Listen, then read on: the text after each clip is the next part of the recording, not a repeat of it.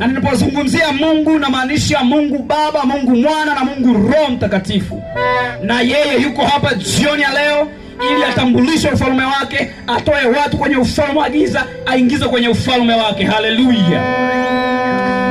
Tutazame neno la Mungu kutoka Injili ya Mathayo sura ya 3 mstari wa 1 hadi wa 2 na mstari wa 10 hadi wa 12. Natamani nipate msomaji mzuri maridadi asome neno la Mungu mahali hapo, na baada ya hapo tuendelee. Mathayo sura ya 3 mstari wa 1 na wa 2. Siku zile aliondokea Yohana Mbatizaji akihubiri katika nyika ya Uyahudi na kusema, tubuni kwa maana ufalme wa mbinguni umekaribia. Tubuni kwa kuwa ufalme wa mbinguni umekaribia. Soma mstari wa 10 na wa 12. Na shoka limekwisha kuwekwa penye mashina ya miti, basi kila mtu usiozaa matunda mazuri hukatwa na kutupwa motoni.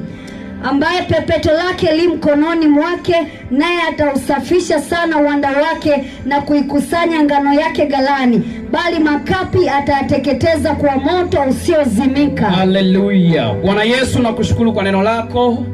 Uwepo hapa kwa nguvu za Roho Mtakatifu kulithibitisha na kujidhihirisha. Uwabariki watumishi wako wanaosikia na uwaokoe wote uliowakusudia. Nimeomba na nikikuamini na kukushangilia katika jina la Yesu. Amen.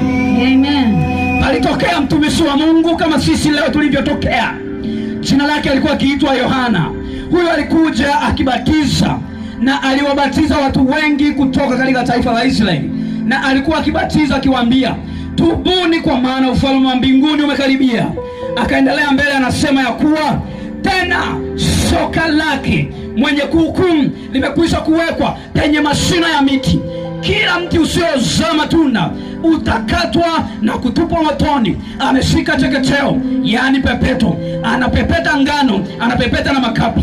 Ngano anaiweka ghalani mwake, lakini makapi anayatupa katika moto. Bwana asifiwe. Amen. Alipokuja Yohana ni kama tulivyokuja sisi. Yohana Mbatizaji alitangulia mbele ya Yesu akiwa kama nabii Elia. Wayahudi walielewa kwa habari ya Elia, lakini watu wa mataifa hatukuelewa.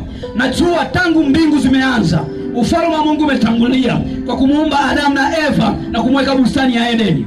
Baada ya hapo, nyoka aliyekuwa mnyama mwelevu sana kuliko hayawani wote wa angani na ndege wote, yeye akatumiwa na Ibilisi kumdanganya Eva, akala tunda lile la ujuzi wa mema na mabaya ambalo walizuiwa watu wao wasile. Alipokula akampa na mmeo ya Adamu, naye akala. Walipokula, unajua